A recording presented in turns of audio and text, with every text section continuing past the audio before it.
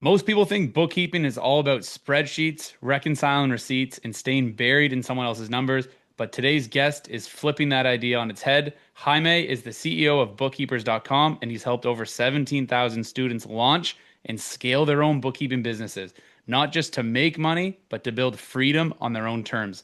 In this conversation, we talk about what it really means to become a rich entrepreneur, how to avoid the traps that keep most freelancers stuck, and why your definition of success should have nothing to do with someone else's revenue goals. If you're ready to break out of the job mindset and actually build a business that works for you, this one's for you. Jaime, welcome to the show. It's so great to have you on here. We had a chance to meet at GrowCon a couple months ago. I'm pumped to have you on. Thank you. Thanks so much for having me on. It was a good time meeting you at GrowCon, and I'm happy to be here. Awesome, awesome. Well, look, let's get right into it. You've helped thousands of people step into bookkeeping. What made you fall in love with this industry in the first place? I didn't love the industry, actually. Oh, okay. Yeah, no, I jumped in the industry as an accountant because I thought, like, hey, what is a job that's in demand that's nobody else likes? And I initially went to school as a marketing major, and as much fun as I had in those marketing classes, the accounting classes were really tough. And I was like, hey, you know what?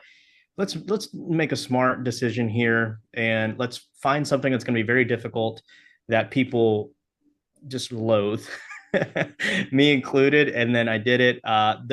But what got me into this space, into the education space, was well, I actually took the course myself, and it's been able to help me grow my bookkeeping firm.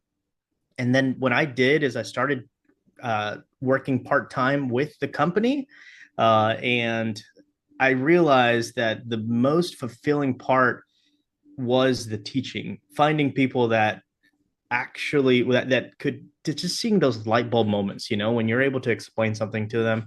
That's my favorite part of the industry, more so than the accounting and the numbers, is being able to teach somebody how to uh, essentially learn a whole new language. Yeah, I love it. I love it. And I got a comment real quick for those Yeah. listening and not watching. I've never seen anyone with a cooler background, especially in the accounting bookkeeping world. I've seen some pretty wild ones with other marketers and you jump on different coaching calls, but hands down, you take the cake for anyone in the accounting industry with your background. This is amazing. Thank you. Yeah, I am a basketball nut. I can't wait. Basketball season, even the off season, I'm keeping track of all of it, and I have an abnormal amount of jerseys in my closet as well. Yeah, in the favorites, I'm guessing hanging up on the wall. What Absolutely. motivated the ambient lighting? So that's just me playing with the lighting, and I actually play with that all the time. I aside from the basketball, I am a gamer. I do love to play. I have a gaming PC that I work with, and part of my space here is the office is not only where I work, it's where I game. And so I have to really enjoy my time here. I have to make it visibly appealing, so that I don't hate coming in here, and this is where I spend hours, right? Hours of my life are being spent here, whether it's play or work. And so I don't know. It's just a way that I guess makes it easy on the eyes. Nice. Well, hey, 10 out of 10. The Thank you. background's great and I love the lighting. I mean, what do most people get wrong when they try to turn bookkeeping into a business? There's so many um bookkeepers out there. They're great at doing the bookkeeping. They're great at, they got a couple clients on their own. Maybe they're working for someone else and they're doing it on the side. But yeah, Yeah. where do people go wrong and what hurdles they run into when they try to actually run a business and do it on their own? Right. And so I kind of like to compartmentalize that into two sections. So there's the one student that is just a brilliant bookkeeper. They're very detail oriented. What they're going to have problems with, and this was me, is marketing themselves, being able to sell themselves. Most people that have that personality, that are so meticulous with numbers, are typically not the same person that is very creative and outgoing and is able to really just sell themselves more than anything. What I did, and I think what most students that are in that in that seat that I was in, we get so focused on the little details where I can't launch my business until my website is perfect. I can't do this until my business card is perfect. I can't do this until I buy another course, and I have this course, but maybe I just need this other certificate. I need the QuickBooks certificate, and I need the advanced certificate, and now I need the payroll certificate. And then you're just chasing these milestones that don't really mean anything, because at the end of the day, you could be the most wonderful bookkeeper, but that's all you're going to be as a bookkeeper. You're not going to be a business owner because you have the knowledge, but you don't have the clients. And then the other side of this is the total opposite. The person that's an incredible salesperson, they have a great personality, they're very creative, they're easy to talk to. That person typically struggles with the attention to detail. They're usually a little bit messier, right? It feel like we all like, when you're if you're listening to this, you're probably thinking of somebody right now where you're like, oh yeah, they're super creative. Everything they touch just looks amazing, but then their closet is a mess, right? Like I don't know why that is, but that's just how it seems to work. That person typically struggles with the bookkeeping side, and I don't think that one or the other is better. Each of them have their strengths and their weaknesses, and I think it's just a matter of knowing what that strength and weakness is, so that you can build your firm accordingly. But those are the two biggest things where the mistake of just being too detail oriented, or just not having enough knowledge of the space. What do you say to the students and the business owners you're speaking to who are getting hung up on, well, as soon as I get my website and as soon as I get my business card and as soon as my logo and the font and I'm curious to hear what you say to them. I got an answer myself, but I'd love to hear your take on that. Yeah, so I think we've all heard, done is better than perfect, right? And I think that's what I try to live by now. I've made the mistake with my booking being business. I've had like three websites, a bunch of different business cards. And through bookkeepers.com, it's funny because we get a lot of students that will come in and ask those questions like, what if I want to change my name later? And then we just say, hey, so be it. If you want to change your name later, just launch your business and you can switch this thing later. Don't worry about it. And I like to use bookkeepers.com as an example. We weren't always bookkeepers.com. We started as Bookkeeping Business Academy, Bookkeeper Business Launch, and then Bookkeeper Launch, and now bookkeepers.com. Like we've been all over the place. If we can change our name, you can too. You're not McDonald's or Starbucks, right? Like your name isn't that it doesn't hold the presence that something like a McDonald's or a Starbucks has. Yeah, that's so good. You haven't put multi-million dollars, if not billions of dollars, into your branding.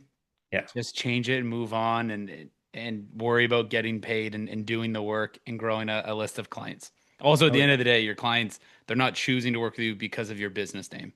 Not at all. No, they couldn't care less. They really couldn't. I mean, you've helped 17,000 students. What's the repeatable path you see for people who actually succeed? Yeah, so I think the number one thing, the most successful students are those that will try to create workflows for themselves right from the start. And that it seems easier said than done. But when you're in there and you only have one client as you're starting out, you think, why the heck do I need workflows? I got this. I can remember this. You get two clients, you can still do it. Three clients, four clients, five, it's still pretty manageable. And then after that, it starts to get a little bit busier. You're like, oh shoot, I forgot to reconcile this account, or I forgot to call this client then. And then so what you see a lot of people do is you start with a to-do list. And your to-do list is a good start, but they're not workflows. A good workflow in a student that really excels is someone that is not only has a checklist, but for each task on that checklist, there's a how to do this.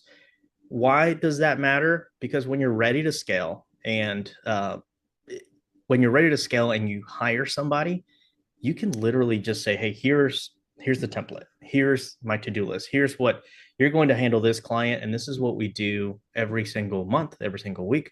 This is how we do it.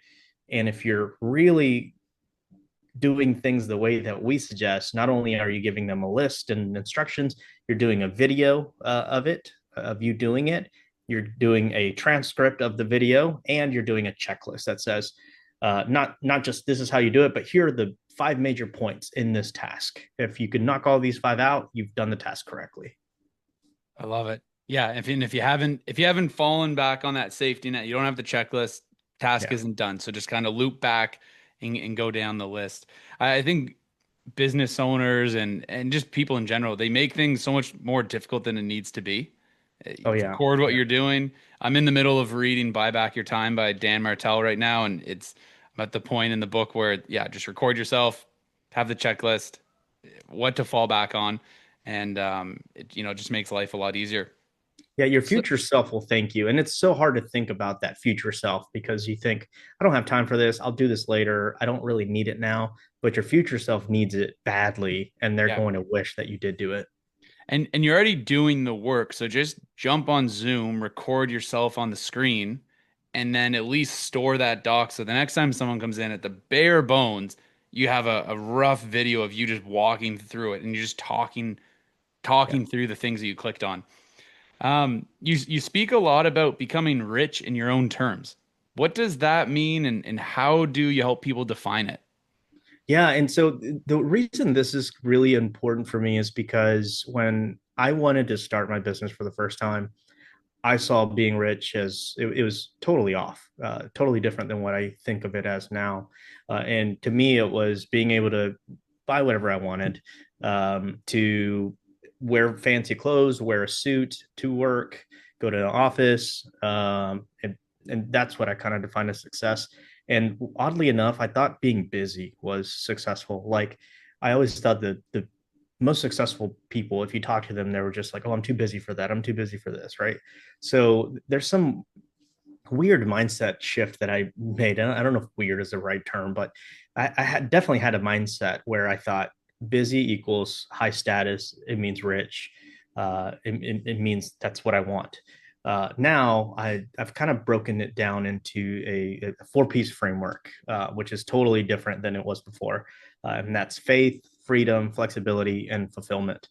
So when I think of being rich, I think of those 4 things. Number one, faith. Like, what is something that I can fall back on that gives me purpose for this job, for this business that I'm creating. Freedom is just the ability to be able to choose and spend time on whatever it is I want to do. And then the flexibility part of it, this one's probably my favorite because we think when we start a business that we have to follow the norms, the 9 to 5, Monday through Friday. Who made that up? Like that's if you think if you know yourself and you're like, I just hate Mondays. I'm so uh not very resourceful on a Monday. Instead, you know what? I'm going to take Mondays off. I'm going to work Saturdays. I don't know if that's the best idea, but you can't. Like nobody is telling you you have to follow these norms that we have created for ourselves. In fact, if you want to work 7 days a week and just work 8 to 12, you could do that. You're the business owner. That's what flexibility is about. Just being able to maneuver your schedule. I'll use me as an example, just to add a little bit more to the flexibility part. From noon till about 5 p.m., I'm useless. And like my brain is useless. And we're recording here after in the afternoon. This is the exact kind of thing that I can do from noon to 5 to noon to 6. Things that really require my brain, I need to schedule in the morning or late at night. And so if I ever have one of those days where I'm like, it's just going to be a very busy day, a very brain heavy day, I may decide, hey, I'm going to take off from 12 to 5. I'm not doing anything. I'm just because I'm going to be useless anyways. And whatever I do decide to accomplish is probably going to be crappy. So I just, it's no, about knowing yourself and being able to just be flexible with it. And the last thing is fulfillment, just what fulfills you, right? And maybe in our industry, we might not think, hey, this isn't the most fulfilling industry, but it can be. Whenever you speak to a client, if you're a CFO, a tax preparer, or a tax advisor or a bookkeeper, if you can really get your clients to buy in and you're able to uh, explain the ups, the downs, and give some good advice, not only do you become their bookkeeper, their accountant, their tax preparer, whatever, you become their friend. You become somebody that they enjoy speaking to, and that should fulfill you, right? And if that doesn't fulfill you, you just need to find what it is that is going to fulfill you and give you more purpose for your business. So when it comes to being rich, I think thinking about those four things in mind will make you and allow you to realize that you are rich. That's awesome. The a big piece of what you're saying there really stood out on the flexibility and just knowing when you're productive. I don't know how many times I've sat behind the computer with that mindset of, well, it's Wednesday, it's the middle of the week, I should be working. Well, who said I should be? And I'm not accomplishing anything life-changing, but you could check it off at the end of the day. It's like, oh, I was clocked in from the 9 to 5. So I'm trying to be a lot more cognizant of that lately myself and identify when am I on, when am I not, and when I'm not, go do something that I'm going to get way more enjoyment out of rather than sitting there and you're just moving your mouse around thinking, okay, Yeah. well, I'm Yeah. working. Well, no, you're just kind of wasting your time and like you said, the work you do produce, it's not to the quality you actually want it at. Oh yeah, absolutely. And when you're working on a 9 to 5 and you're getting paid hourly, milk the clock. Right, do it. I'm not advocating for stealing from your job at all, but I've worked in an office where I was an employee, and that's what we did: hang out by the water cooler, hang out, go get coffee when I don't really need another cup of coffee, but it just gave me a break. But as a business owner, you're in charge of your time, so make the best of it. Yeah, I mean, I think we've all been there. The 9 to 5, just looking, how do I get through the last hour of the day or whatever that is. But Yeah. different side of the fence when you're the owner. Oh yeah. Let's talk about AI for a sec because you've said humans are the biggest threat to AI. What do you mean by that? Yeah, I love that. So I think about like AI. It's such a buzzword now, right? Yeah. And we use it too. We have an AI bookkeeping course as well. It is a necessary. I don't wouldn't even say a necessary evil. It's not an evil. I think it's a necessary good. But the biggest threat to AI is our people, because I think that AI is going to always need us. I think there's never going to be um, to use a bookkeeper as an example, if you are a client in the market for a bookkeeper, you have the option of picking somebody that is just completely AI, right? It's somebody that is that I don't know, somehow connected to your bank account, and it produces financials at the end of the month and it sends them to you. You as a business owner, most business owners are not going to look at that report and be like, oh wow, this did an incredible job. Even if there is a summary, an explanation of it, most business owners just don't care, don't do that. However, if you are a person, if you are a human bookkeeper, you're facing against this AI bot, right?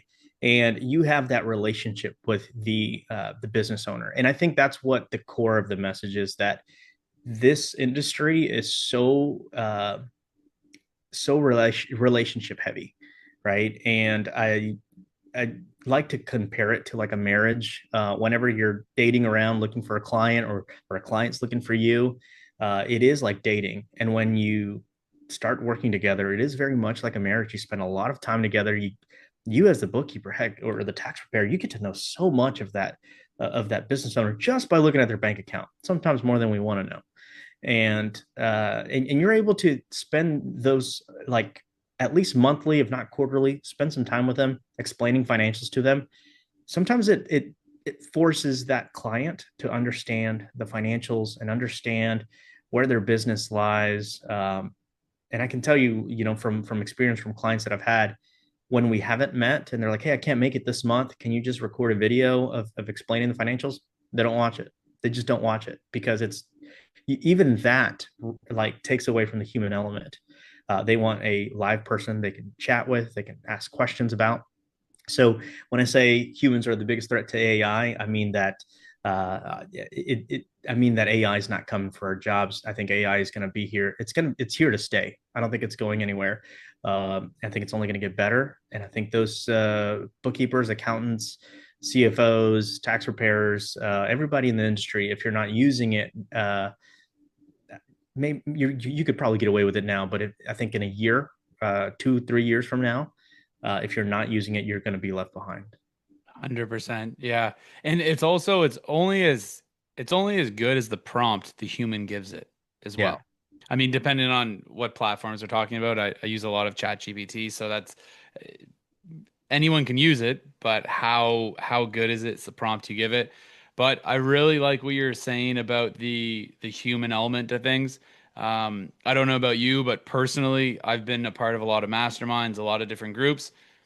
I rarely ever watch the recordings, even if it's the most amazing thing that was covered. I'm like, oh, I'm missing this, but I'll go back and watch it. Never do. you never But watch if it. you're Yeah, live on that recording, it feels different.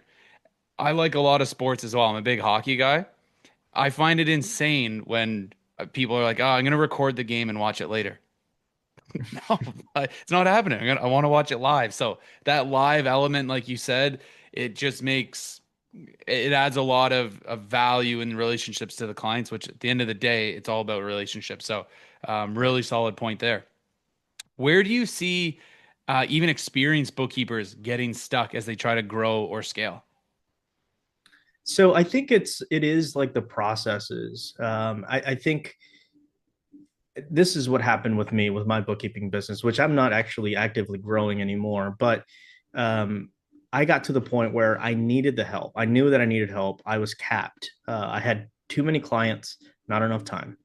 I needed somebody to come in and help me, either whether that was a bookkeeper or a virtual assistant, to take some of these tasks off of my plate. The issue was that it was a catch 22. In order to have that help, I needed to have processes, and I didn't have those. And all of this happened. I hired a bookkeeper. Big mistake, not because of the bookkeeper, but because of me as a business owner. Completely failed her by not having things in place. So what happened is I hire somebody, and they're not doing things the way that I want because I didn't tell them how I wanted it done. I didn't have any procedures, any processes, and I think that's the biggest issue with established bookkeepers, that they're at a catch 22 where they need their time back to continue to grow their firm, but in order to do that they need help, but in order to get help they need time to create these processes. I think that's the biggest hurdle for someone that's been in business for a couple of years. Interesting. So going back to what we spoke about earlier, just start recording what you're doing, regardless what it is. Record the thing that you need to get off your plate the most, couple variations of it, put it in a Google Drive, and Yeah. that next hire at the bare minimum, they can just watch exactly what you've done as you spoke through it. Yeah, and James, I'll add to that something that you mentioned earlier. I love what you said, because it doesn't have to be this complex thing. You can use the free version of Zoom. That's like I think it caps you out at 40 minutes. You don't need a 40-minute process. You record a 10-minute process, save it to Google Drive, and that's really, if that's all you have, that's more than I had before. That you're setting somebody up for success right there. Yeah, 100%. And it's I've been guilty in the past, and obviously it's nice to have really detailed SOPs and show someone with an arrow in a box like this is exactly where you click. That's amazing until the next version of that software changes and all of a sudden that button in that box is moved and all of that time's out the window versus here's the framework, like you said, here's the checklist. Is have the five things been done? If yes, move on to the next thing. If not, go back to number one. So just simplifying what you're doing, that's awesome. Yeah. Um, if someone's listening or for those listening, not if someone's listening, for our listeners, um, and they feel called to start something of their own, they want to get out, they want to start their own firm. What's the first move you'd tell them to make today? So I would say get educated, like find a course, and whether that's something like what we have at bookkeepers.com. I don't think we're the end all be all. There's courses in the CFO space and the tax space. Even if you think you're gonna be pleasantly surprised at how little you do. And again, I'm just using myself as an example. I have an accounting degree, and although I thought I knew most of this stuff, I purchased a course through bookkeepers.com as a student. I bought this and I said, okay, let's see what I can learn here. And I thought, I don't need to learn the bookkeeping. I just need to learn how to be a business owner. I had to relearn the bookkeeping because I realized I was a pretty crappy one to begin with. And I had to relearn a lot of that. So I think the first step is get educated, find somebody you can trust, somebody that, I don't know, somebody has been vouched for, that has a legitimate course that can teach you to be a business owner and, of course, teach you about the industry as well. Yeah, awesome. What's the best piece of advice you've ever received? Oh, that's a good one. So the best piece of advice, and this kind of goes back to being flexible and being and getting your freedom back. I'll tailor with I'll tie in a story here. Believe it or not, I when I got married, I scheduled my wedding around payroll. And this is very practical advice. Somebody said, you just need to stop doing payroll. And that was the best advice I have ever received because I got my freedom back. I scheduled my wedding around payroll because every other week we have to run payroll for a number of clients. And I said, okay, there's no way I can get married that week because I'm going to be super busy. And you would think that that would have been enough to be like, all right, something needs to change. No, 2, 3 years later, I was like planning vacations around it, and I thought this stinks. And finally, what did it for me was having to run payroll, or having to have payroll ready on Christmas Eve when I could have been spending that time with my family. That was the deal breaker. That's when I said, holy crap, what am I doing here? This isn't why I started this business. And so I know that's the first thing that comes to mind, the best piece of advice, because I think that's the one that gave me my freedom back. I think that was the biggest hurdle that I had. As simple as it may seem, it really killed me to have to do that. I love it. That's great. Jaime, for those who want to get in touch with you, continue the conversation, learn a little bit more about bookkeepers.com, maybe pick up a course, what's the best way they can get in touch with you? Yeah, you can visit our site at bookkeepers.com. The word bookkeeper is the only word in the English language with the three double letters. So double O, double K, double E. But yeah, bookkeepers.com. You can visit our YouTube channel as well. YouTube/bookkeepers.com, spelled out DOTCOM. And you can find me on LinkedIn and Facebook as well. Facebook.com/Jaime at bookkeepers. Amazing. I'm never going to unsee bookkeepers now with the three double pairings of letters. So I appreciate you sharing that. Awesome. Jaime, thank you so much for coming on. We'll make sure the links are in the show notes, the description, so people can get in touch with you. I highly recommend they do. We had an awesome conversation in Utah a couple months ago. I'm excited to see you in the future, whatever event that may be. And I know we got some fun stuff planned. So everyone stay on the lookout for that in the future. Jaime, thanks again for coming on. James, thank you so much for having me. I had a ton of fun. Thanks for tuning in to this episode of CFO Chronicles, the secrets behind success. I hope you found value in today's conversation. As we wrap up, I'd love for you to do two things. First, make sure to subscribe to this podcast so you don't miss any future episodes. If you enjoyed today's discussion, please rate and review the show. It helps others discover the insights we share here. Second, if you're ready to take your business to the next level and attract the high-end clients you deserve, head over to accountingleadsnow.com or click the link in the show notes to book your strategy call. It's time to position yourself as the advisor your clients need. And don't forget, you can connect with me on LinkedIn to stay up to date on what's happening in the world of accounting and financial growth. We've got exciting topics coming up, so stay tuned for the next episode of CFO Chronicles. Until then, keep pushing forward. Your growth is just one strategic move away. Thanks for listening to CFO Chronicles, the secrets behind success. We hope today's episode provided valuable strategies to help you attract more high-paying clients. Be sure to subscribe, follow, and share with fellow professionals. Connect with us on LinkedIn and leave a review or comment to join the conversation. Your feedback helps us bring you the best insights in finance and marketing. Until next time, keep striving for success and unlocking your business's potential.